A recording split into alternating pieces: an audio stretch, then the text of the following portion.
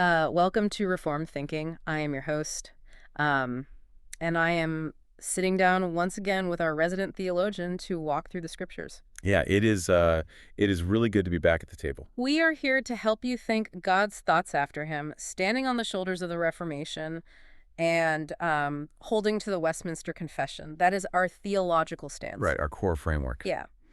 And today, we are not looking at a greeting card verse. We are looking at a war cry. We really are. We are opening up Psalm 20 today. And I think a lot of people know this psalm, or at least they think they do. Right. It gets used in benedictions a lot. You hear it at the end of a service. May the Lord answer you in the day of trouble. Yeah, it sounds very soothing. It does. It sounds like something you say to someone having a bad week at work, you know? Right. It feels like a spiritual pat on the back. But the sources we are looking at today for this deep dive paint a completely different picture. This isn't a bad week at the office. This is life or death. Spot on. It is a covenant liturgy for a people staring annihilation in the face. Annihilation. Yes. If we want to grasp Psalm 20, we have to strip away our modern, comfortable context. We have to put on sandals. We need to stand in the dust of the ancient Near East. We do. So let's set the stage. The sources point to a very specific historical backdrop for this text. We aren't just floating in a vacuum here. This connects to 10 Samuel chapter 10. That is correct. Hmm. Most conservative scholars place this psalm right in the middle of the Syro-Ammonite War. Okay. This was likely the most dangerous moment in King David's entire reign. And it starts with something that sounds almost comical to our ears, but it was a deadly insult back then. You're talking about the ambassadors. I am. Nahash, the king of the Ammonites, dies. David, being a man of honor, sends ambassadors to Hanun, the new king, to offer condolences. Just standard diplomacy. Right. David says, I will show kindness to Hanun, just as his father showed kindness to me. It was a diplomatic mission of peace. And how does Hanun respond to that? Well, he listens to his paranoid advisors. They tell him David is spying on the city. So Hanun takes David's ambassadors, shaves off half their beards, and cuts their garments in the middle, right up to their buttocks, and sends them away. Okay, let's pause there for a second. Shaving half a beard. To us, that looks like a bad frat prank. But in that culture, that was devastating, wasn't it? Oh, it was a symbolic castration. Seriously. Yes. The beard was a sign of masculinity, of maturity, and dignity. To shave it was to strip a man of his honor. And cutting the garment. That was public exposure. It was total shame.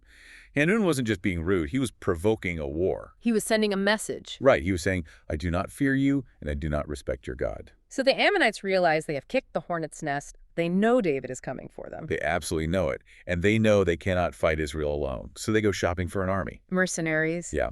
The text in 2 Samuel says they hired the Syrians of Beth Rehob and the Syrians of Zobah. That is 20,000 foot soldiers. That is a lot of guys. Plus the king of Makkah with 1,000 men and the men of Tob with 12,000 men. So we are talking about a massive coalition. It is a superpower alliance. And they bring something to the battlefield that Israel did not have. They bring the ultimate weapon of the Bronze and Iron Age. The chariot. The Rekev in Hebrew. I really want to spend some time here because I don't think we appreciate what a chariot was. When I see chariots in the Bible, I usually picture a parade float or maybe just a fancy wagon. A lot of people do. But that's not what we're dealing with here, is it? Not even close. Yeah.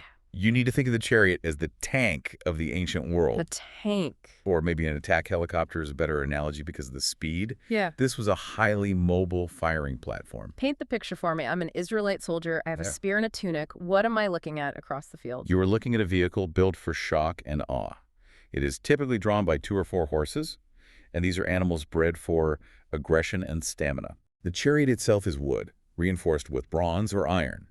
It has a driver who is an expert at maneuvering over rough terrain at high speeds.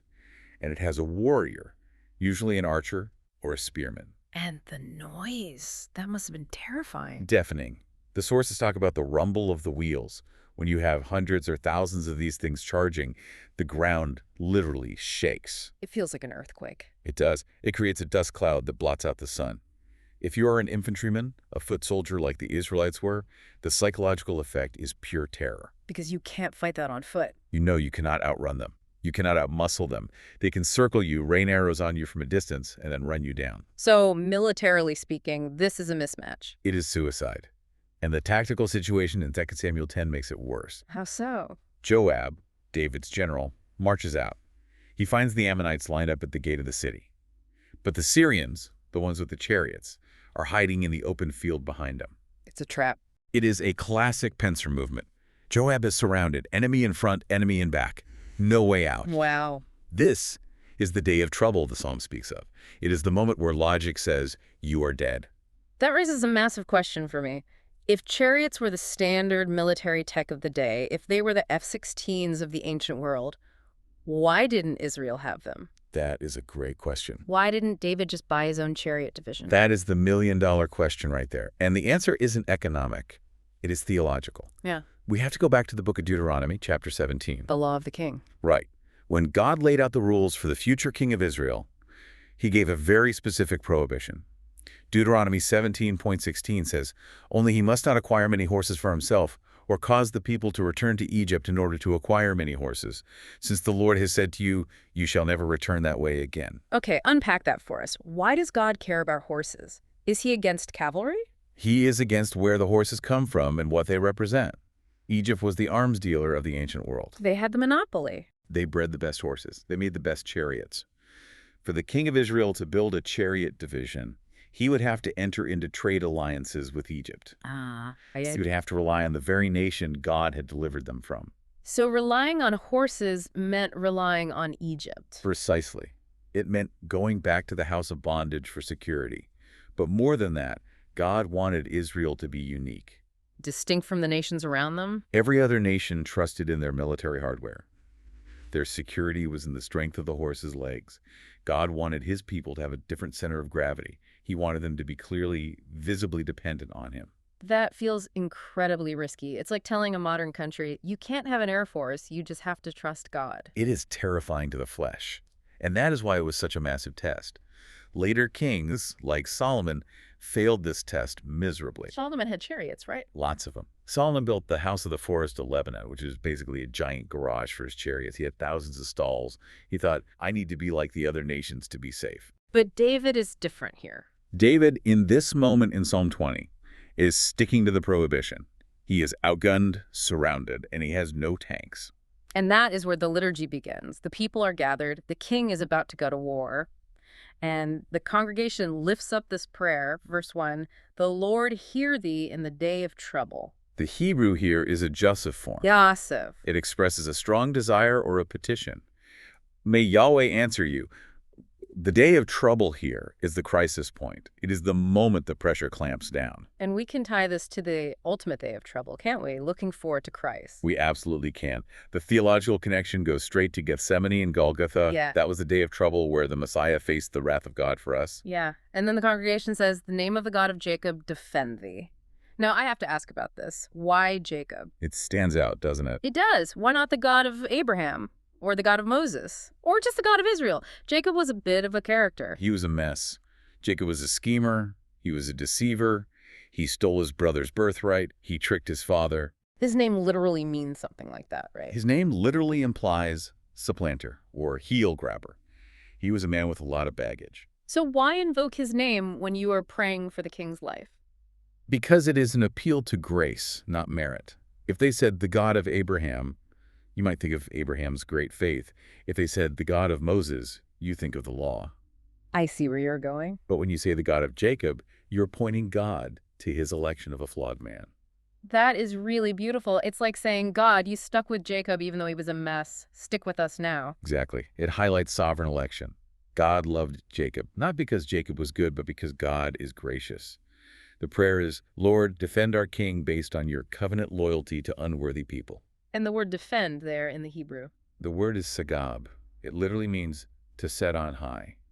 It means to put someone up on a cliff where the enemy cannot reach them. So, may the God of the flawed but chosen put you up on a high rock. I love that. Now let's look at verse 2. Send thee help from the sanctuary and strengthen thee out of Zion. This is critical for our reformed understanding of how God works. Note the location. Help comes from the sanctuary, comes from Zion. That is where the ark was. That is where the tabernacle was pitched. Right. And this tells us something about the means of grace. We often want help from nature.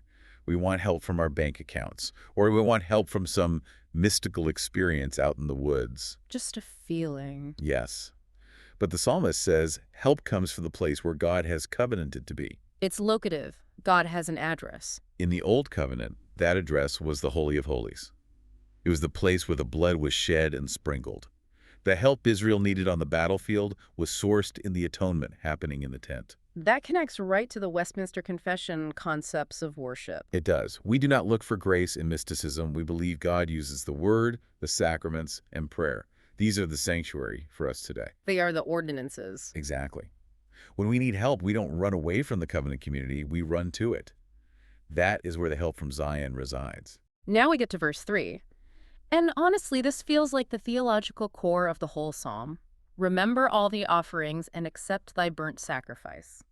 We have two different Hebrew words for offerings here. We do, and the distinction is not accidental at all. The first is mincha. This is usually translated as the meal offering or grain offering. This was the bloodless one, right? Yes, it consisted of fine flour, oil, frankincense, and salt. Why specify fine flour? Is that just an indicator of quality? It is about quality, but also about the process. To get fine flour, you have to crush the grain, you have to grind it and sift it until there's no lumpiness, no unevenness. It is perfectly smooth. And theologically? Theologically, this has always been seen as a type of the active obedience of Christ. His character. His perfect, sinless humanity. Jesus was the fine flour. He was tested, tried, ground down by suffering, yet he remained perfect. There was no leaven of sin in him. His life was a sweet aroma to the Father. So that is the mincha. What about the second offering mentioned? The burnt sacrifice. That is the ola. This is the heavy one. The ola was a sacrifice of total consumption. In other sacrifices, the priest got a cut of the meat or the worshiper ate a portion. Right, but not this one. No.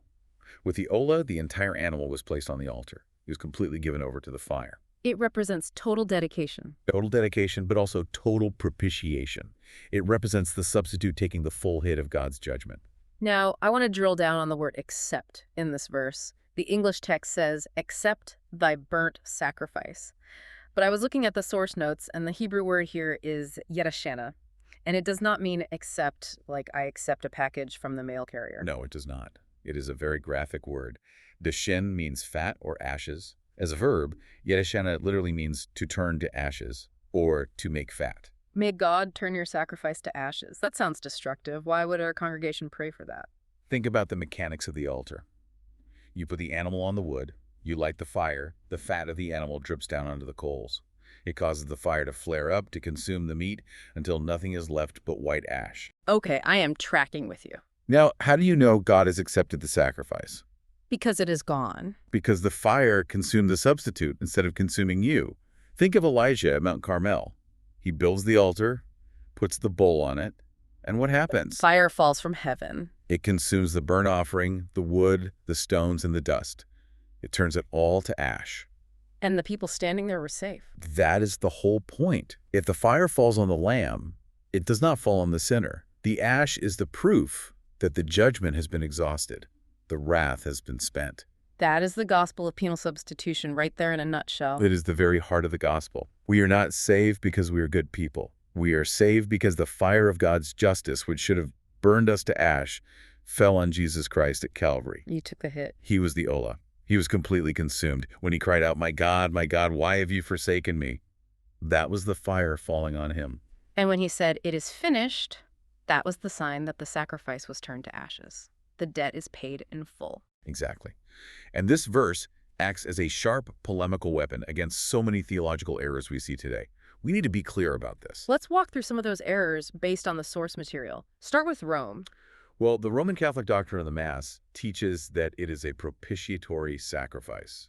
They believe Christ is being offered again and again in an unbloody manner. But looking at Psalm 20. If Psalm 20 is right, if the goal is for the sacrifice to be turned to ashes, then it implies finality. If it is ash, it is over. You cannot burn ash again. Hebrews 10 says, once for all. Right. There are no more sacrifices to be made.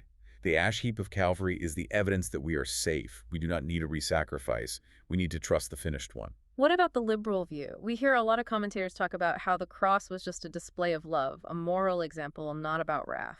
That is the moral influence theory. It says Jesus died to show us how much God loves us, to inspire us to be better people. But without the fire, without the Yedishana, there is no dealing with justice. It ignores the holiness of God. If there is no wrath falling on the substitute, then the wrath is still hovering over you and me. Liberalism offers a cross without a hook. It does not save anyone. It is just an example. And lastly, the source mentions our Arminian friends. The error there is more subtle. Arminianism tends to view the atonement as making salvation possible. God provides the sacrifice, but it is up to you to add your decision to make it effective. It is like a bridge that goes 90% of the way. But the text says the fire consumes it entirely. The text implies the fire does the work. When the sacrifice is consumed, the work is done. Redemption is accomplished, not just made potential. For the Reformed believer, the ashes mean we are actually saved, not just potentially saved. That is a rock-solid foundation for assurance. Okay, moving to verse 4. Grant thee according to thine own heart, and fulfill all thy counsel. Now, I have to play devil's advocate here for a second. This sounds a bit like the prosperity gospel. God, give me the desires of my heart. Name it and claim it. It certainly sounds that way if you rip it out of its context, but we have to remember who is being prayed for here. This isn't a prayer for you or me directly. This is a prayer for the king. For the Messiah. Yes. So whose heart are we talking about? We're talking about the heart of the anointed one. We are talking about the counsel of the Trinity. This connects to what theologians call the pactum salutis. The covenant of redemption. This is a concept that is absolutely vital but often neglected in the modern church. Before the world was created, before there was a single sinner to be saved, the persons of the Trinity entered into an agreement. Like an inter-Trinitarian contract. Like a divine blueprint for history. The Father appointed the Son to be the mediator. He gave him a people. The Son agreed to do the work. He agreed to take on flesh, to obey the law, and to die as the Ola. And the Holy Spirit agreed to apply that work to the hearts of the elect.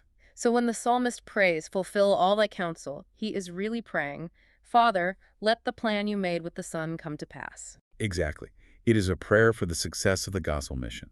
Let the cross succeed. Let the tomb be empty. Let the nations be gathered. It is not about me getting a new car or promotion. It's about Jesus getting his reward. And the incredible thing is, this is a prayer that cannot fail. It is impossible for it to fail, because it rests on the eternal decree of God. The counsel of the Lord shall stand. So we have the sacrifice in verse 3 and the plan in verse 4. Now look at the reaction in verse 5. We will rejoice in thy salvation, and in the name of our God we will set up our banners. Banners. This is military language again. The Hebrew word is dagel. It refers to a standard, a flag, or a pole with an insignia on it. In the ancient world, every tribe and every army had a banner. It was their rallying point. In the chaos of battle, you look for your flag. Right. If the banner was flying, you knew you were still in the fight. You knew where your brothers were. It reminds me of Exodus 17, the battle with Amalek. Yes, where Moses holds up the staff of God. When the staff was up, Israel prevailed. When his arms dropped, they started losing. That is where we get the name Yahweh Nisi. The Lord is my banner. But notice the verb the congregation uses here. We will set up our banners. It sounds active. It sounds defiant. It is a public boast. You do not set up a banner in a closet. You set it up on a hill. You stick it in the ground for the enemy to see. It is a declaration of identity. We belong to Yahweh. We trust in his victory. I feel like we need to apply this to the church today. There is a strong tendency in 2026 to hide the banner. We call it seeker-sensitive. We do not want to offend anyone with heavy theology or specific doctrines, so we fold up the banner and put it under the pew. That is a tragedy. We think that by lowering the banner, we become more attractive or welcoming, but actually we just become invisible. If you do not have a banner, why would anyone rally to you? People are looking for something solid to follow. They are. The world is waving its banners proudly. Banners of pride, of ideology, of self. If the church is ashamed to wave the banner of the God of Jacob, we have lost the plot entirely. The Reformed believer says, no, we are going to hoist the flag. We believe in sovereign grace. We believe in the blood of the covenant. We believe in the lordship of Christ. We let the flag fly and let the chips fall where they may. Precisely. We boast in the name. We don't hide it. Okay, we have reached the turning point of the psalm, verse 6. This is the pivot. Up until now, everything has been a prayer. May he hear you, grant thee. But suddenly, the grammar changes. The tense shifts dramatically. We move from the jussive, which is the wish or petition, to the perfect tense. The psalmist says, now I know. The Hebrew is yadati. It is a statement of absolute fact. Now I know that the Lord saves his anointed. He isn't asking anymore. He is sure. This is the assurance of faith. It's the movement from groaning under pressure to total confidence. The Holy Spirit has given the psalmist a glimpse of the final verdict. And notice who is saved? His anointed. The Hebrew is Mashiach, the Messiah. This is crucial. The assurance does not come from looking at the Israelite army. Remember, the chariots are still out there. The Syrians haven't left the battlefield yet. The assurance comes from knowing that God has committed himself to the king. And the text says, he will hear him from his holy heaven with the saving strength of his right hand.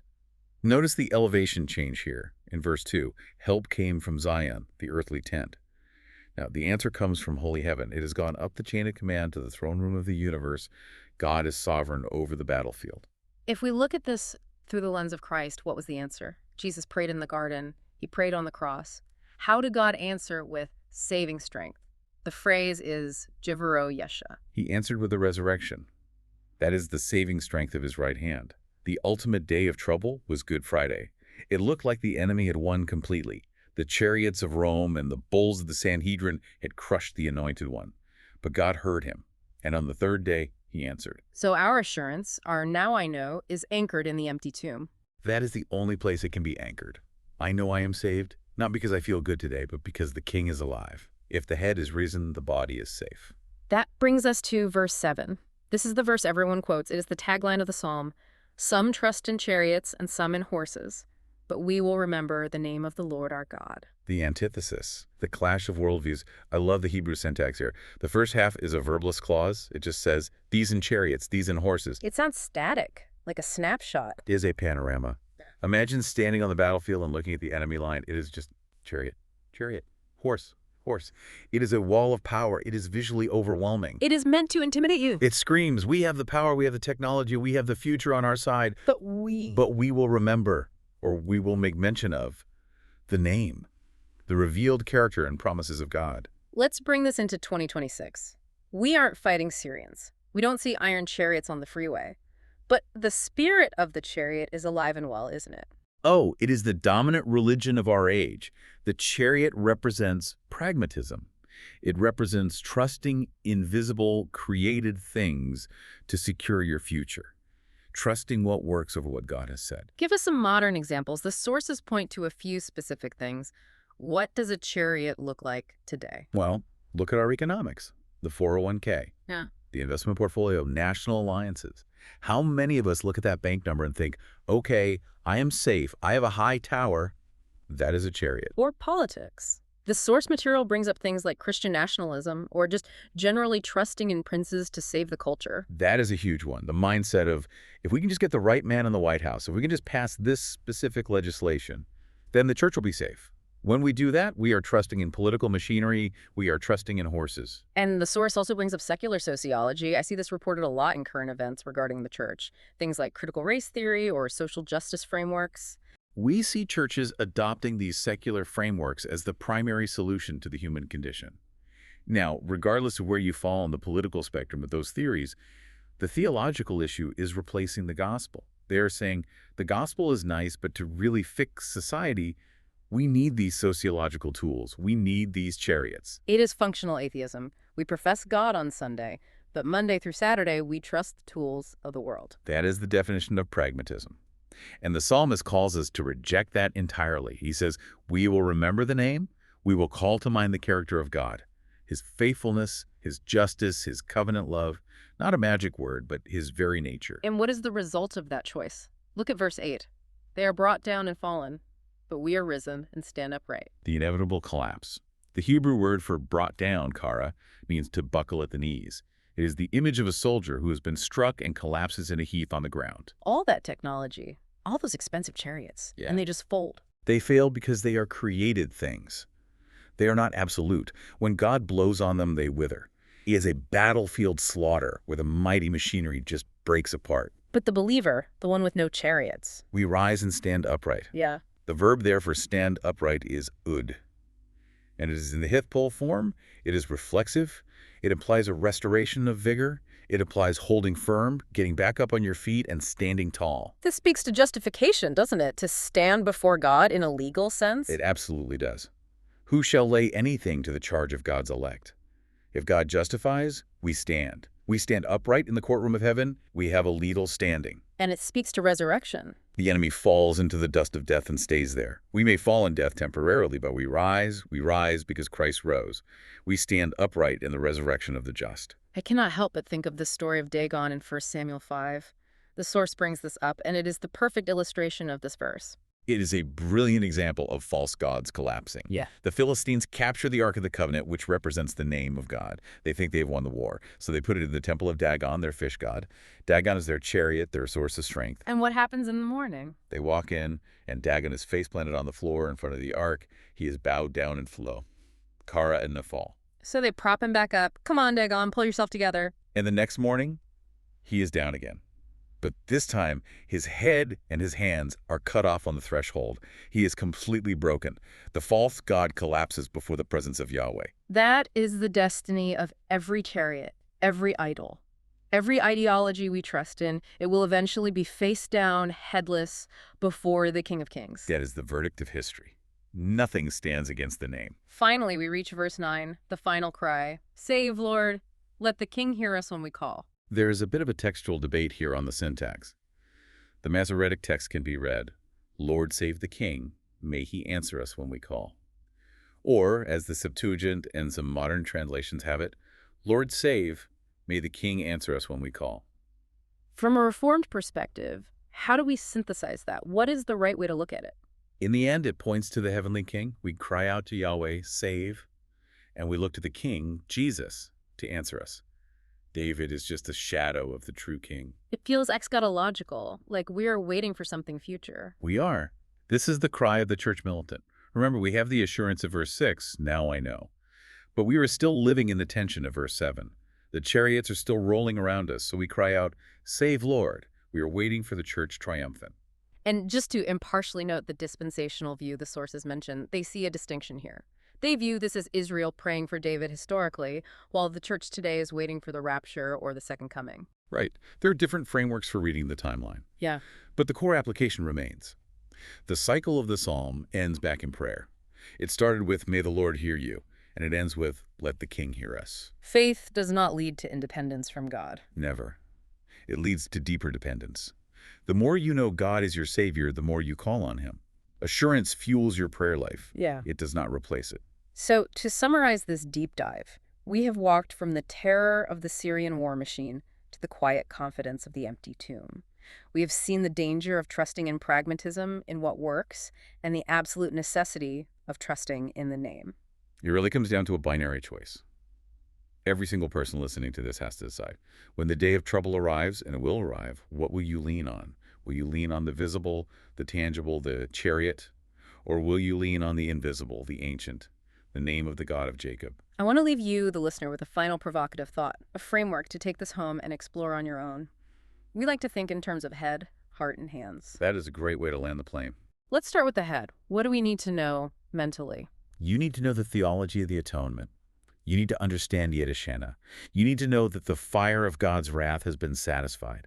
If you do not know that in your head, you will always be insecure. You will always be trying to earn your own safety. Know that the sacrifice is ash. The work is done. And the heart. What are the affections here? You need to cultivate affections of security and joy. Stop looking at the chariots of the culture with envy or anxiety. Look at the banner with joy. Let the God of Jacob, the God of grace for flawed people, be your delight. If God is for us, who can be against us? That should bring joy to your heart. And finally, the hands, the action. Grateful obedience. This is the third use of the law in our tradition. Because we are saved, because we stand upright, we act. We set up our banners in your workplace, in your family, in your community. Do not hide your allegiance. Be distinct. Refuse to go back to Egypt for horses. Walk in the ways of the Lord, even if it looks like you are totally outgunned by the world. That is the calling. To stand upright in a bowing world. Set up your banners in the name of the King. Thank you so much for guiding us through this text today. It has been a privilege. May the Lord answer you in the day of trouble. This is Reformed Thinking. Signing off.